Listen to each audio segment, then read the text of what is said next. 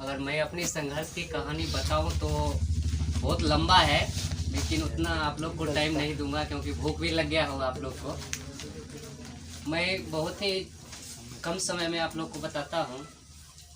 मैं एक गरीब परिवार का छात्र हूं और जहाँ तक मेरी पढ़ाई लिखाई 2006 में मैं 10th किया हूं और बीच में 6-7 साल मैं बाहर गया। मेरी आर्थिक स्थिति ठीक नहीं होने के कारण मैं 6-7 साल बाहर में काम भी किया और मेरे पिताजी भी कोई बड़े किसान नहीं हैं। मेरे पास खेती उती भी कुछ भी नहीं है और मेरे पिताजी एक रिक्शा चालक थे और मैं पहले BSS कलम में इधर आए और सर के बताए हुए रास्ते पर चला। मैं 2015 के बैच में नागपुर डिवीज़न में मैं पोस्टिंग हो गया था 2017 में। और कहा जाए तो सर जब हम लोग को पढ़ाने के लिए आते थे मेघोल, उस समय 2013-14 की बात है, मेघोल स्कूल के इधर आते थे कॉलेज पे, तो सर बोलते थे जो मैं आप लोग का दोस्त हूँ और आप लोग तैयारी कीजिए और फ्री ऑफ कॉस्ट, वहाँ भी हम लोग से कुछ पैसे नहीं लिए जाते थे। और जब मैं अपने बारे में पहले बता दूँ, 6-7 साल के बाद जब मैं क्लास आया तो सर का मैथ का क्लास चल रहा था और मैं पहले दिन आया था क्लास में तो मैं भाग गया था। जैसे आप लोग पीछे बैठे हैं, सर का ध्यान हमारे ऊपर गया। सर हमारे पास आए और बोले आप लिख क्यों नहीं रहे? हम बोले एक छोटा सा कॉपी लेके आए थे और बैठे थे चुपचाप। बोले चले देखते हैं। गए वहाँ तो सर का ध्यान मेरे ऊपर गया। बोले सर आज पहला दिन है तो इसलिए मैं बैठा हूँ, मेरे कुछ समझ में नहीं आता। 6-7 साल हो गए, कुछ पढ़ाई में ध्यान नहीं लग रहा है। तो दूसरे दिन फिर मैं नज़र ही नहीं आया क्लास में। दूसरे दिन नहीं आया तो करीब करीब 10-15 दिन क्लास आया ही नहीं। बोले हमको रूट अंडर का मैथ या कोई मैथ हमको समझ में ही नहीं आ रहा, जोड़ घटा A+B का होल स्क्वायर भी समझ में नहीं आ रहा। फिर ऐसे दोस्त मित्र थे गांव के, तो फिर वो हमको फोर्स किए चलो चलो फिर चलो पढ़ने के लिए। सर भी हमको वहाँ बुलाए तो फिर दोबारा गए। 10-15 दिन के बाद दोबारा हम वहाँ गए तो सर बोले एक ही सब, जब जागा तभी सवेरा। फिर वही बात मेरे दिमाग में छा गया और उस दिन से ऐसा लगा, ऐसा पढ़ाई में ध्यान लगाए।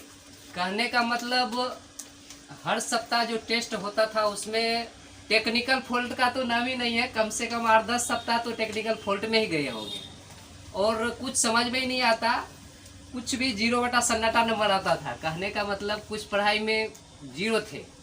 फिर धीरे धीरे हमको ऐसा लगा, फील हुआ जब हमारे से पीछे पढ़ने वाला विद्यार्थी इतना आगे बढ़ सकता है तो हम क्यों नहीं बढ़ सकते। लोग देखते थे 80 नंबर 90 नंबर टॉपर ताली बजाते थे, हम पीछे में मायूस होकर चुपचाप बैठे रहते थे। तो फिर धीरे धीरे हमने तैयारी स्टार्ट कर दिया और सेल्फ स्टडी पूरा सर जो बताते थे, जो भी यहाँ पढ़ाते थे क्लास में, वो जाके अपना सेल्फ स्टडी करते थे। जो भी टेस्ट यहाँ होता था वहाँ जाके जो भी गलतियाँ होते थे उसमें नोट करते थे कॉपी में। धीरे धीरे 20 नंबर 10 नंबर 30 नंबर और धीरे धीरे बढ़ते बढ़ते हम भी 70-80 प्लस गए। और फिर टॉप 10 में धीरे धीरे जब लास्ट एग्ज़ाम रेलवे का चल रहा था फिर टॉप 10 में जगह बनाना स्टार्ट कर दिए। फिर आगे जो फर्स्ट सेकंड जो विद्यार्थी आता था वो हमसे पूछने लगे आखिर तुम इतना कैसे मेहनत करता है जो डायरेक्ट वो 50वां स्थान से सीधे टॉप 10 में जगह बनाने लगा। मेरे मित्र थे वो छुप छुप के मेरे घर के पास जाके देखते थे आखिर ये पढ़ाई कैसे करता है। मैं एक अपना जगह बना लिया था, एक गाय का घर है उसी में बस्ता टांग दिए थे अपने इधर, बस्ता जो भी है किताब उसमें टांग के और पढ़ाई करते थे, मेहनत करते थे ज़बरदस्त। और उस समय बोले तो कलम में जो है GD से बहुत बड़ा प्रोग्रेस होता है, जितना और नहीं हो पाएगा। और सेल्फ स्टडी अपना करते रहिए और धीरे धीरे और सर के बताए हुए रास्ते पर चलिए। सर से फिर लास्ट में हम पूछे सर मैं कौन सा बोर्ड एग्ज़ाम दूँ? सर बताए आप मुंबई बैठिए। फिर मुंबई बैठा, मैं लाइफ का पहला एग्ज़ाम था मेरा मेरे को ये क्या कंपटीशन कुछ पता ही नहीं था। फिर मैं मुंबई बोर्ड जाके बैठा वहाँ, और फिर क्या बताऊँ, 1.5 घंटे के एग्ज़ाम में 1 घंटे में बना के बैठ गया, क्योंकि इतना तैयारी अपने आप में। अभी मेरे को लगता है कि मैं कितना पढ़ रहा था उस समय मेरे को पता नहीं चल रहा था। कहने का मतलब है, एक तरफ किताब रखा था और एक तरफ खाना रखा था। मैं खाना की तरफ कम देखता था, किताब की तरफ ज़्यादा देखता था। और एक बात बता दूं, मेरी शादी 2012 में ही हो गई थी, लेकिन 2013-14 से फिर मैं पढ़ाई किया। आप समझ सकते हैं कितना मैंने संघर्ष किया। उसके बाद मेरा पहला एग्ज़ाम, ज़िंदगी का पहला एग्ज़ाम में ही मैंने रिजल्ट दिया, और सब चीज़ अभी मैं नागपुर डिवीज़न में पोस्टेड हूँ। तो इसलिए ये ग्रीन पाठशाला BSS क्लब जो है, ये गरीब छात्रों के लिए बहुत ही एक वरदान साबित हो रहा है। आने वाले समय में मैं कभी भी आता हूँ, आज से लगभग 1 साल पहले भी मैं आया था, तो देखता हूँ धीरे धीरे अब छोटे पोस्ट के लिए नहीं, बड़े बड़े पोस्ट के लिए ग्रीन पाठशाला अब नामी होता जा रहा है।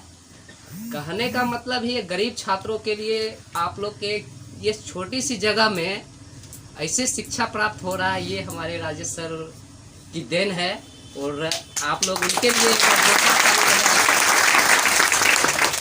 जो बड़े बड़े कोचिंग संस्थान में आज जहाँ 10,000 20,000 रुपये लेके तैयारी करवाया जाता है, और आप लोग को एक सिर्फ हमको 18 पौधे यहाँ ग्रीन पाठशाला में दे के आप लोग ये पढ़ाई कर रहे हैं, तो ये बहुत बड़ी चीज़ है। आप लोग को ज़्यादा समय नहीं लूँगा, और इसी बातों के साथ मैं अपनी वाणी को विराम दूंगा।